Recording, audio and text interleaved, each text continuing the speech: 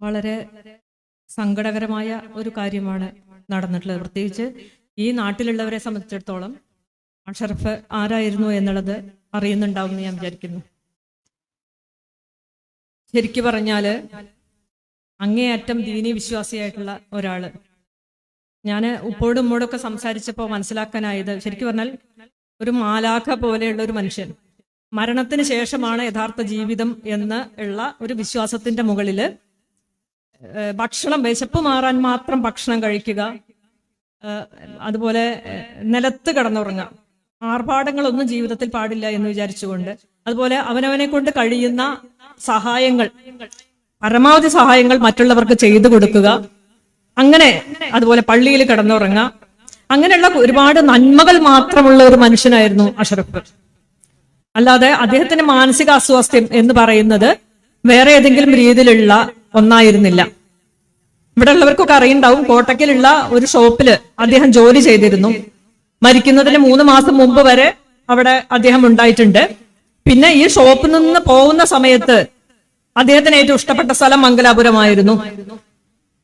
നമ്മൾ മനസ്സിലാക്കേണ്ട ഒരു കാര്യം, മാനസിക അസ്വാസ്ഥ്യം എന്ന് പറയുമ്പോഴും ഒരുപാട് കാര്യങ്ങൾ, ഈ കോട്ടക്കലുള്ള ഷോപ്പ് വളരെ വൃത്തിയായി അടുക്കും ചിട്ടയോടും കൂടി കൊണ്ട് നടക്കുന്ന സമയം ഈ അഷറഫ് ജോലിക്കുണ്ടാവുന്ന സമയത്താണ് എന്നുള്ളതാണ്. അതുപോലെ അദ്ദേഹത്തിന്റെ സഹോദരന് ഉപ്പ നടത്തിയിരുന്ന കട സഹോദരൻ നടത്തുന്നുണ്ട് പുൽപ്പള്ളി, അവിടെ പോയിരുന്നു ഞാൻ. ആ കടയിലും അഷറഫ് വരുമ്പോഴാണ് ആ കട ഏറ്റവും വൃത്തിയായി ഇരിക്കുന്നത്.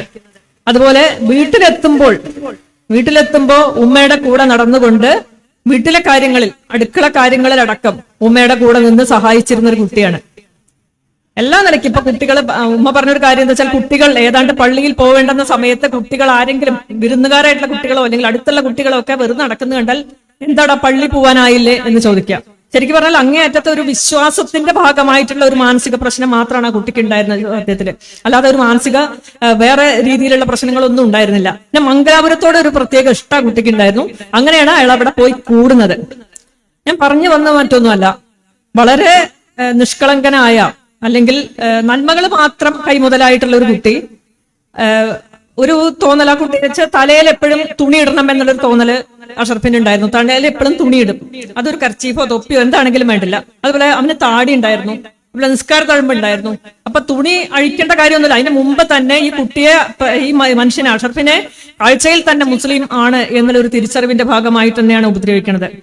ഉപദ്രവിച്ചു കൊന്നു എന്നുള്ളത് മാത്രമല്ല, നമ്മൾ മനസ്സിലാക്കണം, 2 മണിക്കൂറോളം അവർ കൊന്നിട്ടിട്ടുള്ള അഷറഫിന്റെ ബോഡി ഈ കളിക്കളത്തിന്റെ പുറത്ത് കിടക്കുമ്പോ, ഗ്രൗണ്ടിന്റെ പുറത്ത് വാതിൽക്കൽ കിടക്കുന്ന സമയത്ത് 2 മണിക്കൂറോളം അവര് സുന്ദരമായി ക്രിക്കറ്റ് കളിച്ചു എന്നുള്ളതാണ്. അപ്പൊ അവരുടെ ഒരു എന്താ പറയേണ്ട മാനവികത എന്ന് പറയുന്ന സാധനം എവിടെ എത്തി നിൽക്കുന്നു നമ്മൾ മനസ്സിലാക്കണം. 2 മണിക്കൂറോളം ഈ ബോഡി പുറത്ത് കിടന്നു. കളി കഴിയുന്ന സമയത്താണ് അവരുടെ കൂട്ടത്തിൽ തന്നെ ഉള്ള ഒരാൾ പോലീസിനെ വിളിച്ചു വരുത്തി ഇങ്ങനെ ഒരാൾ ഇവിടെ കിടക്കുന്നുണ്ട് എന്ന് പറയുന്നത്. ഇത് ശരിക്കും പറഞ്ഞാല് അവരുടെയൊക്കെ മനുഷ്യ, ഈ സംഘപരിവാര, ആ കൂട്ടത്തിലുള്ള സംഘപരിവാരത്തിനകത്തുള്ള വിഷജന്തുക്കളുടെയൊക്കെ, വിഷജന്തുക്കൾ എന്നാണ് പറയേണ്ടി വരും, അവരുടെയൊക്കെ ഒരു മാനസികാവസ്ഥ എന്താന്നുള്ളത് നമ്മൾ മനസ്സിലാക്കണം. അവർ കൊന്നതിന് ശേഷം, കൊന്നതിന് ശേഷമാണ് അവര് കൊല്ലാനുള്ള കാരണമായിട്ട് പാകിസ്ഥാന് വേണ്ടിയിട്ട് അനുകൂലിച്ച് സംസാരിച്ചു എന്നൊക്കെ പറയുന്നത്. പിന്നെ ഇത് പറഞ്ഞുകൊണ്ടിരിക്കുമ്പോൾ എന്തിനാണ് പ്രതിഷേധം ഈ നാട്ടിൽ എന്ന് ചോദിച്ചുകൊണ്ട് എന്റെ FB പോസ്റ്റിനടിയിലുണ്ട് ധാരാളം വന്നിട്ട്. നമ്മൾ മനസ്സിലാക്കണം, ഇത് ഇത്തരം കാര്യങ്ങളിലോടൊക്കെ വളരെ ശക്തമായി പ്രതികരിച്ചിരുന്ന ഒരു രാഷ്ട്രീയ പ്രസ്ഥാനവും അല്ലെ, പക്ഷെ അങ്ങേയറ്റത്തെ ഇടതുപക്ഷ മനസ്സ് എന്നൊക്കെ പറയുന്ന ഒരു ഇടായിരുന്നു കേരളം. അപ്പൊ നമുക്കറിയാം, എനിക്കൊക്കെ നല്ല ഓർമ്മയുണ്ട്, ഞാനൊക്കെ ഡിവൈഎഫിലുള്ള കാലത്ത്, ഞാൻ 96-ലാണ് CPM വിട്ടു പോകുന്നത്. 96 CPM-നകത്ത് ഉണ്ടായിരുന്ന ഒരാൾ. എന്റെ കഷ്ടിബോധം വന്നപ്പോൾ തന്നെ പറയാം, തിരിച്ച് അറിഞ്ഞ് പാർട്ടി വിട്ടു പോകുന്നവരെ. 96-ല് CPM വിട്ടുപോയ ഒരാളാണ് ഞാൻ. ആ കാലത്തൊക്കെ സദ്ദാം ഹുസൈന് വേണ്ടി നീണ്ട നിരയില് ആൾക്കാരെ സംഘടിപ്പിച്ച് മുദ്രാവാക്യം വിളിച്ച് നടന്നിരുന്ന DYFI ഒക്കെ എവിടെയാണ് ഇന്ന് അവരുടെ രാഷ്ട്രീയമൊക്കെ എത്തിയിരിക്കുന്നത് എന്നുള്ളത് നമ്മൾ മനസ്സിലാക്കേണ്ടതുണ്ട്. ആ ഉമ്മ സംസാരിച്ച സമയത്ത് പറയുണ്ടായി, എന്റെ മക്കളൊക്കെ വലിയ കഷ്ടപ്പാടുകളിലേക്ക് പോയിട്ടുണ്ട് എന്ന്. അവര്, നിങ്ങളൊക്കെ അറിയുന്ന പോലെ തന്നെ, അവര് പറപ്പൂരിൽ നിന്ന് എന്തുകൊണ്ടാണ് പുൽപ്പള്ളിയിലേക്ക് ഒരു വാടക വീട്ടിലേക്ക് മാറ്റപ്പെട്ടത്? ആ ഉപ്പയും ഉമ്മയും, അവരുടെ മുഖം കണ്ടാൽ നമുക്ക്, ഞാനത് വിശദീകരിക്കുന്നില്ല, അതെനിക്ക് മനസ്സിലാവും ഞാൻ വിചാരിക്കുന്നു. അവര് എങ്ങനെയാണ് ആ വാടക വീട്ടിലേക്ക് എത്തപ്പെട്ടത് എന്നുള്ളത് കൂടി ഈ നാട്ടിലുള്ള മനുഷ്യർ തിരിച്ചറിയേണ്ടതുണ്ട്. അത് ഈ അഷറഫ് എന്ന് പറയുന്ന ആളുടെ സഹോദരൻ ജബ്ബാർ ഇവിടെയുള്ള ഒരു സഹകരണ ബാങ്കിൽ ജോലി ചെയ്തിരുന്നു. ഞാൻ ആ കാര്യം ഒന്ന് ജസ്റ്റ് ഇവിടെ പറയണം തന്നെ ആഗ്രഹിക്കുന്നു. ആ സഹകരണ ബാങ്കിൽ നടന്നിട്ടുള്ള കൊള്ള അല്ലെങ്കിൽ അഴിമതി അവിടുത്തെ ജീവനക്കാരനായിരുന്ന ജബ്ബാർ മൂടിവെച്ചു എന്നുള്ളതാണ്. കാരണം അവിടുത്തെ ജോലി നഷ്ടപ്പെടരുത് എന്ന് കരുതി ആ കൊള്ള അല്ലെങ്കിൽ അഴിമതി അവിടുത്തെ CPM നേതൃത്വം, CPM ഭരിക്കുന്ന പറപ്പൂരിലുള്ള ഒരു സഹകരണ ബാങ്കില് ജീവനക്കാരനായിരുന്ന ജബ്ബാർ അത് മൂടിവെച്ചു. ജബ്ബാറും ജബ്ബാറിന്റെ പിന്നെ താൽക്കാലിക ജീവനക്കാരനായ ഒരു സുഹൃത്തുമാണ് അതിൽ ശിക്ഷിക്കപ്പെട്ടുള്ളത്. പക്ഷെ അഴിമതി നടത്തിയത് മുഴുവൻ ബോർഡ് അംഗങ്ങളും അതുപോലെയുള്ള മറ്റ് CPM നേതാക്കളുമായിരുന്നു. ഇന്ന് അവരൊക്കെ വലിയ മുതലാളിമാരായിട്ടുണ്ട്, അവരൊക്കെ വലിയ ബിസിനസ്സുകാരായി മാറിയിട്ടുണ്ട്. പക്ഷേ അവിടെ താൽക്കാലിക ജീവനക്കാരനായവൻ കേസിലായിട്ടുണ്ട്.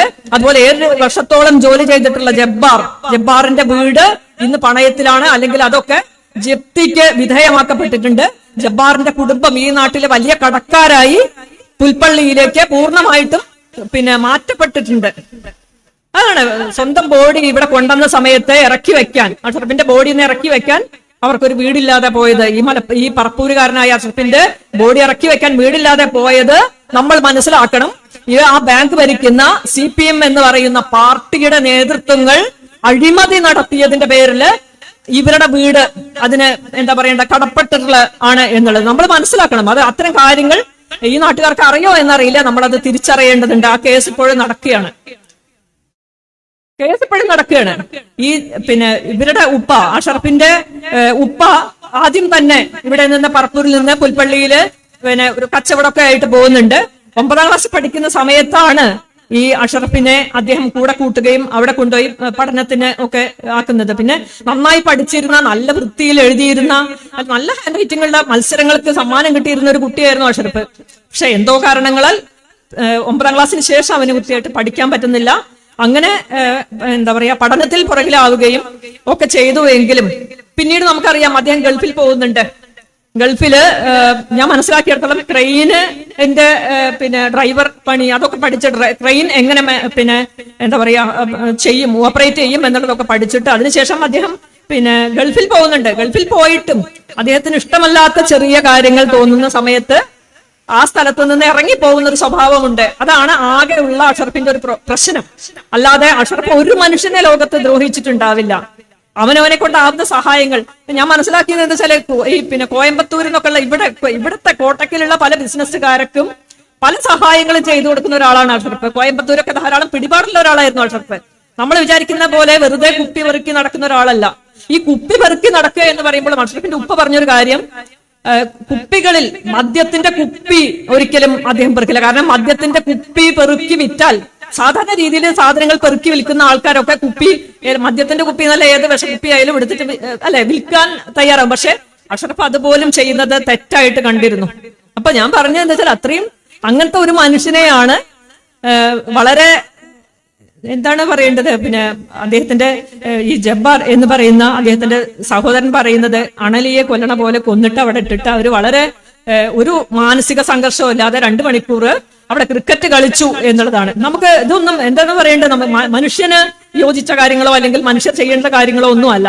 അപ്പൊ ഞാൻ പറഞ്ഞു വരുന്നത് ഈ രീതിയിൽ നടക്കുന്ന വലിയ തോതിലുള്ള കൊലപാതകങ്ങൾ നമ്മുടെ നാട്ടിൽ, പ്രത്യേകിച്ച് പഹൽഗാമിന് ശേഷം, പഹൽഗാം അല്ല ഒരുപാട് വർഷങ്ങളായിട്ട് ഏതാണ്ട് ഒരു 2014 ശേഷം രാജ്യത്ത് നടന്നുകൊണ്ടിരിക്കുന്ന കാര്യങ്ങൾ എന്ത് എന്നുള്ളത് നമുക്കൊക്കെ അറിയാം. ഞാനത് വിശദീകരിക്കുന്നൊന്നുമില്ല. പക്ഷെ പ്രശ്നം എവിടെയാണ് കിടക്കുന്നത് എന്ന് പറഞ്ഞാല് ഈ കേരളത്തിൽ ഇത്തരം കാര്യങ്ങൾക്കെതിരെ വളരെ ശക്തമായിട്ട് പ്രതിരോധിച്ചിരുന്ന അല്ലെങ്കിൽ പ്രതികരിച്ചിരുന്ന ഇടതുപക്ഷ പ്രസ്ഥാനങ്ങൾ, പ്രത്യേകിച്ച് CPM-നെ പോലെയുള്ളവരൊക്കെ ഇപ്പൊ സംഘപരിവാരത്തിന് വേണ്ടി ഇവിടെ കേരളം ഭരിക്കണത് ശരിക്കും പറഞ്ഞാൽ ഇടതുപക്ഷമാണ് എന്നൊക്കെയാണ് പറഞ്ഞുകൊണ്ടിരിക്കുന്നത്, അല്ലെങ്കിൽ CPM ആണ് പറഞ്ഞുകൊണ്ടിരിക്കുന്നത്. പക്ഷെ ഇവിടെ നടക്കുന്ന കാര്യങ്ങൾ യഥാർത്ഥത്തിൽ ഇവിടുത്തെ പോലീസിനെ കൈകാര്യം ചെയ്യുന്നത് തീർച്ചയായിട്ടും അമിത്ഷായും മോഡിയും ഒക്കെയാണ്. സംഘപരിവാരമാണ് നമ്മുടെ നാട് ഭരിച്ചുകൊണ്ടിരിക്കുന്നത്. ഞാന് ചോദിക്കേണ്ടായി, ഇവിടെ പറപ്പൂര് അഷറഫിന്റെ ബോഡി കൊണ്ടുവന്നപ്പോൾ സർക്കാരിന്റെ വല്ല പ്രതിനിധികളും എത്തിയിരുന്നോ എന്ന് ഞാൻ ചോദിക്കേണ്ടായി. ഒരാൾ പോലും വന്നിട്ടില്ല. സർക്കാരിന്റെ ഒരു പ്രതിനിധി പോലും ഈ നാട്ടില് ഒരു യുവാവ് സംഘപരിവാരത്താൽ കൊല ചെയ്യപ്പെട്ടിട്ട് അദ്ദേഹത്തിന്റെ ബോഡി ഇവിടെ അടക്കുന്നതിന് വേണ്ടി കൊണ്ടുവന്നപ്പോൾ ഈ പ്രദേശത്തുള്ള ഒരൊറ്റ അല്ലെ CPM നേതാവ് അല്ലെങ്കിൽ ഇവിടുത്തെ പിന്നെ ഭരിക്കുന്ന പാർട്ടിയുടെ അല്ലെങ്കിൽ നേതാക്കളോ അല്ലെങ്കിൽ ഭരണത്തിന്റെ ചുമതല ഉള്ള ആരെങ്കിലുമോ ആ ബോഡി ഏറ്റുവാങ്ങുന്നതിന് അവരുടെ കൂടെ നിൽക്കുന്നതിന് അവിടെ എത്തിയിട്ടില്ല. പിന്നീട് ഉണ്ടായെന്ന് വെച്ചാൽ 2 ദിവസം കഴിഞ്ഞപ്പോൾ പുൽപ്പള്ളിയിലുള്ള വീട്ടില് ആ പ്രദേശത്തെ MLA-യും മന്ത്രിയും ഒക്കെ ആയിട്ടുള്ള പിന്നെ കേളു മന്ത്രി അവിടെ ചെല്ലേണ്ടായിട്ടുണ്ട്, വീട്ടിൽ ചെന്നിട്ടുണ്ട്, സഹായങ്ങൾ ചെയ്യാമെന്നൊക്കെ വാഗ്ദാനം ചെയ്ത് പോയിട്ടുണ്ട്. പക്ഷേ ഇന്ന് ഞാൻ ഇങ്ങോട്ട് വന്നുകൊണ്ടിരിക്കുമ്പോൾ ഞാൻ സഹോദരൻ ജബ്ബാറിനെ വിളിച്ച് ചോദിച്ചു, എന്തെങ്കിലും സഹായങ്ങൾ കേരളത്തിലെ സർക്കാരിന്റെ ഭാഗത്ത് നിന്ന് ഈ കൊലപാതകവുമായി ബന്ധപ്പെട്ടുകൊണ്ട് ഉണ്ടായിട്ടുണ്ടോ എന്ന്. ഇന്നേ വരെ, ഈ നിമിഷം വരെ യാതൊന്നും ചെയ്തിട്ടില്ല. ഇവിടെ ഞാൻ മനസ്സിലാക്കിയത് ഇവിടുത്തെ ആക്ഷൻ കൗൺസിലിന്റെ ഭാരവാഹി പരിപാടിയിൽ സംബന്ധിക്കുന്നുണ്ട് എന്നുള്ളതാണ്. ഈ പിന്നെ ആക്ഷൻ കൗൺസിൽ രൂപീകരിക്കപ്പെട്ടിട്ടുണ്ടെങ്കിലും ഇവരെല്ലാം കൂടി ചേർന്നുകൊണ്ട് ഇദ്ദേഹത്തിന്റെ കാര്യത്തിൽ വേണ്ട രീതിയിൽ ഇടപെടണമെന്ന് ആവശ്യപ്പെട്ടുകൊണ്ട് സാക്ഷാൽ പിണറായി വിജയന് ഒരു നിവേദനം കൈമാറിയിട്ടുണ്ട്. അതിന്റെ സാന്നിധ്യത്തിൽ നമുക്കറിയാം പാലോളി മുഹമ്മദ് കുട്ടി പിന്നെ സാഹിബിനെ പോലുള്ള ആൾക്കാരോ സഖാവിനെ പോലുള്ള ആൾക്കാരൊക്കെ ഉള്ള ഒരു ഇടത്ത് വെച്ചാണ് ഈ പിന്നെ നിവേദനം കൈമാറിയിട്ടുള്ളത്. പക്ഷേ ഈ നിമിഷം വരെ സംസ്ഥാന സർക്കാരിന്റെ ഭാഗത്തു നിന്നുള്ള യാതൊരു വിധത്തിലുള്ള ഇടപെടലുകളും ഉണ്ടായിട്ടില്ല. നമുക്കറിയാം, നേരത്തെ സൂചിപ്പിച്ചു വെള്ളാപ്പള്ളിയുടെ മകൻ, അതുപോലെ നമുക്കറിയാം അർജുൻ അവിടെ മണ്ണിനടിയിൽപ്പെട്ടപ്പോൾ കേരളത്തിലെ മുഴുവൻ ഔദ്യോഗിക സംഘത്തിന്റെയും പ്രതിനിധികൾ അവിടെ ഉണ്ടായിരുന്നു, സർക്കാരിന്റെ പ്രതിനിധി ഉണ്ടായിരുന്നു. നല്ല കാര്യമാണ്. പക്ഷേ എന്തുകൊണ്ടാണ് അഷറഫിനെ പോലെ ഒരാൾ കൊല ചെയ്യപ്പെടുമ്പോൾ കേരളത്തിന്റെ ഭരണാധികാരികൾ അങ്ങോട്ട് തിരിഞ്ഞു നോക്കാത്തത്? കേരളത്തിൽ എന്തുകൊണ്ടാണ് പണ്ടത്തെ ഒന്നും പോലെയുള്ള പ്രതിഷേധങ്ങൾ ഉയർന്നു വരാത്തത് എന്നുള്ളത് എന്നെ പോലെയുള്ളവർക്കൊക്കെ വലിയ ആശങ്ക തന്നെയാണ്. മാത്രമല്ല ഇവിടുത്തെ മാധ്യമങ്ങൾ പ്രാദേശിക വാർത്ത മാത്രമായിട്ടാണ് അഷറഫിന്റെ കൊലപാതകം, പിന്നെ അതിനുശേഷം ഒന്നുമില്ല. അവർക്ക് കേരളത്തിലെ മാധ്യമങ്ങൾക്ക് ഇതൊന്നും ഒരു പ്രശ്നമേ അല്ല. അപ്പൊ മാധ്യമങ്ങൾ ഒക്കെ ഇതിനൊക്കെ കീഴ്പ്പെട്ടു പോകുന്നു എന്നുള്ളത് വളരെ സങ്കടകരമാണ്. എന്തായാലും ഞാൻ അധികം സംസാരിക്കുന്നില്ല. സോളിഡാരിറ്റി യൂത്ത് മൂവ്മെന്റ് ഈ വിഷയത്തിൽ കാര്യങ്ങളെ ഏറ്റെടുത്തുകൊണ്ട് മുന്നോട്ട് പോകുന്നു എന്നുള്ളതിൽ വലിയ പിന്നെ എന്താ പറയാ സമാധാനമുണ്ട്, അല്ലെങ്കിൽ സന്തോഷമുണ്ട്. തുടർന്നും ഈ രീതിയിൽ പുൽപ്പള്ളിയിൽ ഒരു പ്രതിഷേധം സംഘടിപ്പിച്ചിട്ടുണ്ട്. അതുപോലെ നാളെയാണ് ഈ പിന്നെ കൊലപാതകം നടന്നിട്ടുള്ള അവിടെ കർണാടകത്തിലുള്ള കുറച്ചുപേർ പിന്നെ അവിടുത്തെ മനുഷ്യാവകാശ പ്രവർത്തകരും പൊതുപ്രവർത്തകരൊക്കെ ആയിട്ടുള്ള ആൾക്കാർ ഒന്നിച്ചുകൊണ്ട് പിന്നെ അവിടെ ഒരു വസ്തുതാന്വേഷണം നടത്തിയിട്ടുണ്ട്. ആ വസ്തുതാന്വേഷണത്തിന്റെ റിപ്പോർട്ട് നാളെയാണ് അവിടെ പ്രസിദ്ധീകരിക്കുന്നത്. തീർച്ചയായിട്ടും മറുവാക്ക് ആ റിപ്പോർട്ട് എന്തായാലും അത് മലയാളത്തിലേക്ക് പിന്നെ മാറ്റാനും അത് പ്രസിദ്ധീകരിക്കാനും ആഗ്രഹിക്കുന്നുണ്ട്. ഈ രീതിയിൽ തീർച്ചയായിട്ടും ആ കുടുംബം അവസാന സമയത്ത് പോലും ഉമ്മ വളരെ കഷ്ടപ്പാടിലാണ്. നമുക്കത് പറയുന്നതിൽ വിഷമമില്ല. കാരണം പറഞ്ഞത് അവസാനമായിട്ട് അഷറഫ് വന്നു പോയ സമയത്ത് പോലും 26,000 രൂപ. നമ്മൾ മനസ്സിലാക്കണം, ആ കുട്ടി ഇങ്ങനെയാണ് പൈസ സമ്പാദിച്ചിരുന്നത്. നമുക്കറിയാം, അങ്ങനെ ഉണ്ടാവുന്ന പൈസ 26,000 രൂപ അവസാനം അദ്ദേഹം ആ കട അവിടെ മംഗലാപുരത്തെ ഒരു കടയിൽ നിന്നാണ് ഇത് അഷറഫാണ് എന്നുള്ള തിരിച്ചറിവിലേക്ക് എത്തുന്നത്. ആ കടയില് ഞാനത് വിശദീകരിക്കുന്നില്ല.